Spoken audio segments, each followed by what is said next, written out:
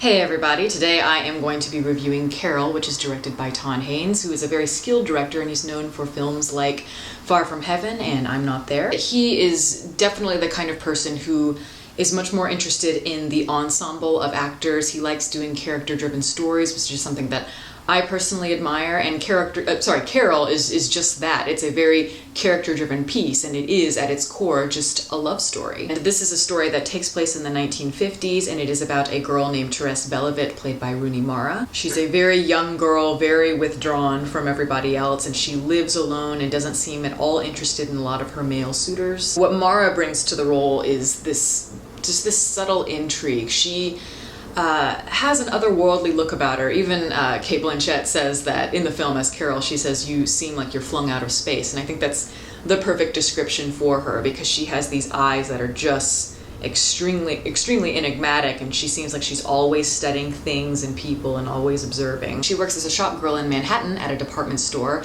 and she spots Carol from across the room at the store, and she is immediately intrigued by her. Carol is this very pristine, elegant woman who just looks impeccable no matter what she does. She just stands apart. Even the first time you see her in the film, or the first time that Rooney Mara sees her in the film, she's got this coral hat and coral matching scarf that just pop out from the rest of the very muted color palette that the film is going for. So these two immediately have a flirtation with each other, and the story is about how they very slowly begin to fall in love with each other amidst all of these kind of dark circumstances that are going on around them. Carol, as I mentioned, is played by Cate Blanchett, who I think is one of the top actresses we have working in Hollywood today. And the part of Carol requires a sort of charisma that only a great, experienced movie star like her could bring. Somebody who just commands your attention with their charisma.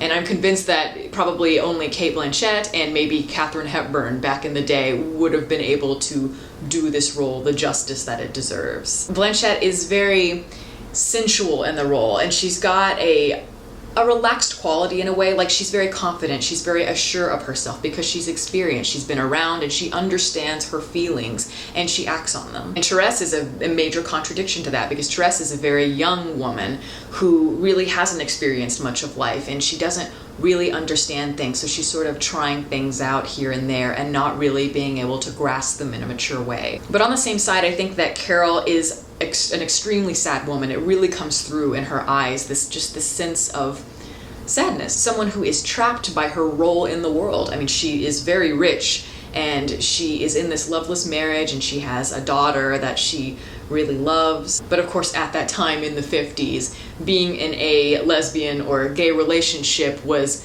very illegal. So that obviously creates some tension, and that makes things very difficult for both Therese and Carol in these circumstances. You get the sense that Carol knows exactly what she's doing, and she knows how she feels about Therese, whereas Therese is very different. I don't think that she has ever really even thought or even considered the idea that she might be attracted to women. So it's kind of an interesting dynamic. As I said earlier, Todd Haynes he really knows how to create an ambiance in a film, and the mise-en-scene in this is just impeccable. There's a very glossy and sophisticated sense of the 1950s. You've got the lipstick, the pearls, the perfume, the fur coats, and the martinis, but all of this is juxtaposed by filming techniques that make the film feel very lonely and grim. And he does this in ways that you might have seen from maybe Douglas Sirk in the 1950s. You know, he has these two characters looking as though they're very alone and trapped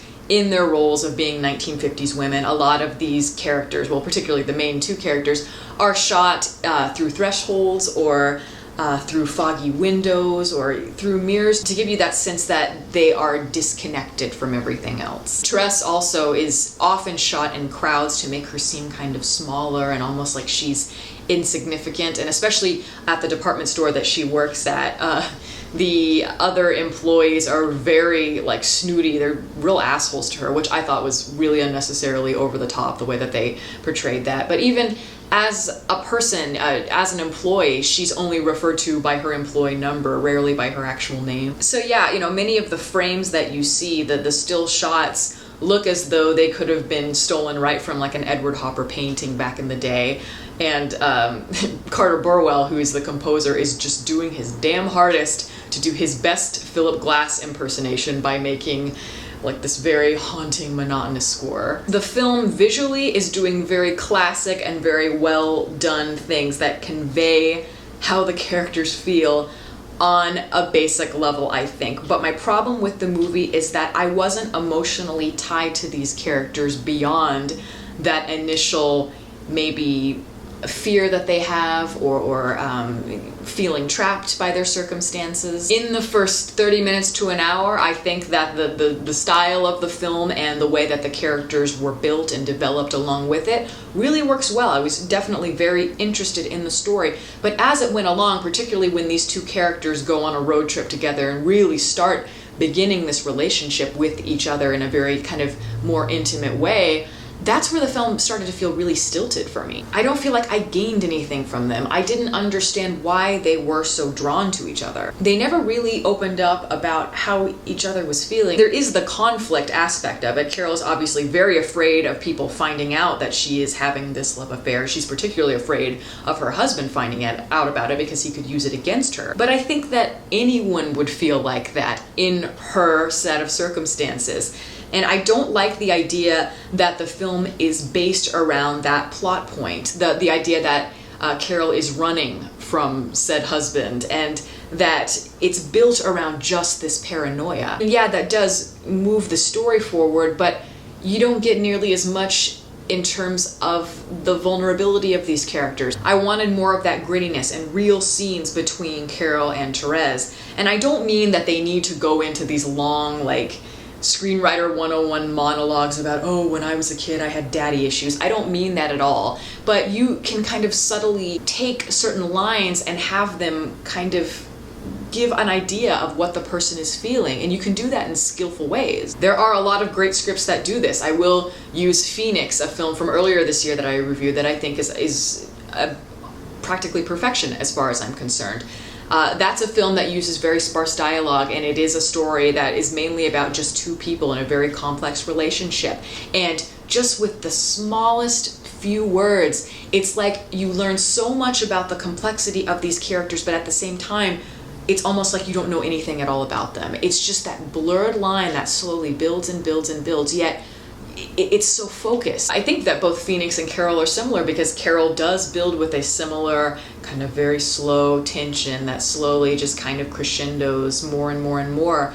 But by the time they get to that climax, to the actual sex scene, I didn't feel like it was much of a payoff. And I think the reason for that is because the film remained on one level for too long. To me, that sex scene could have been the chance to reveal that vulnerability, that excitement, that fear, but it all felt a bit rushed and almost like the director was going through the motions. It didn't really feel like any sort of jolt or anything from the rest of the film. There are very good things about this film, as I said. It's very well shot and it's very well acted, but I think in particular from the screenwriting aspect of it, it just didn't push hard enough for me, and it didn't resonate for me emotionally, and I didn't feel that the payoff was truly earned based on the process that it was built on. So yeah, it's kind of a mixed review from me, and I know that a lot of people really like this movie and that it's getting all kinds of really great awards buzz, and you know, whatever, that's fine. And maybe I need to see it again. Maybe I will kind of learn more on a second viewing from these characters, but just initially I just didn't feel it, and that's why it makes it hard for me to really recommend it to people and say go see it immediately. I don't really think so. I think this is more of kind of like a rental movie. But yeah, that is my review. Thank you all for listening. If you'd like to follow me on Twitter, the link is below, and you can also like my Facebook page and link below that. Catch you next time.